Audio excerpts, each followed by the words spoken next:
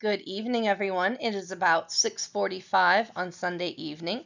Hopefully everyone is winding up their day, getting ready to get to bed within the next few hours so they're ready for tomorrow. So it's time for one of my last traditions of the year, which is reading you all a bedtime story. 'Twas the night before Euro, when all through the nation the students shared memes about defenestration. The heads were cut off by the guillotine with care, if speak against Robespierre anyone did dare. The great Tsar was nestled all snug in his bed, with visions of warm water ports in his head. And Marie in her wig, and Louis with his locks, their people were hungry, they learned with a shock. Out at Versailles, where little was the matter, until women arrived, and the silence was shattered. Away they were taken, away in a carriage. Things would not end well for this political marriage. Advances in science cast a dubious glow on the church which for so long had just run the show. When what to Henry the Eighth's eyes did appear but a series of wives who all disappeared. The birth of a son made King Henry so proud, but it turned out his daughters stood out from the crowd. Now quicker than three eagles the emperors came to take over Poland again and again. Now Catherine, now Joseph, now Frederick the Great, enlighten the folks in your absolute states. To the top of the gate, to the top of the wall, don't worry, in '89 both of them fall. As Europe industrialized, things seemed to advance. New technologies gave the working class a chance.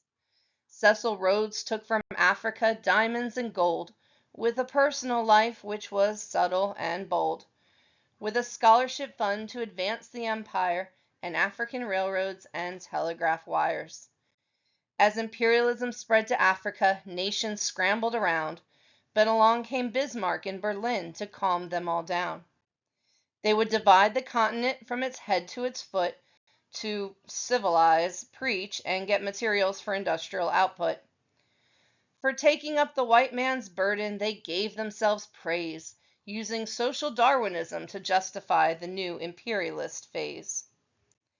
His eyes, how they glared, his dimples, how scary, but the worst thing on Stalin, his mustache so hairy. Peter's people were modern, they were almost the best, and the beards on the chin were as short as the West. The ideas of the Catholics Mary held tight in her teeth. Protestant blood encircled her feet like a wreath. He had a great plan to defeat dual foes, but von Schlieffen's plan turned into great blows. Stalemate and shell shock to blame and reparations. The war to end all wars, that idea's an abomination. Nations would rise, attempt to restore former glory, but the result would be misery beyond even a horror story. With exhausted brains and with writer's cramp, the foreheads of students all wrinkled and damp. Weeks you have spent in dedicated review to the content, skills, and essays be true.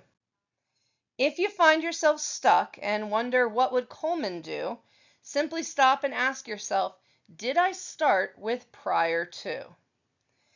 And so I say to you all, as we end our time live, happy testing to all, and may all get a 5. Get a good night's sleep, eat a good breakfast in the morning, and I will see you all tomorrow.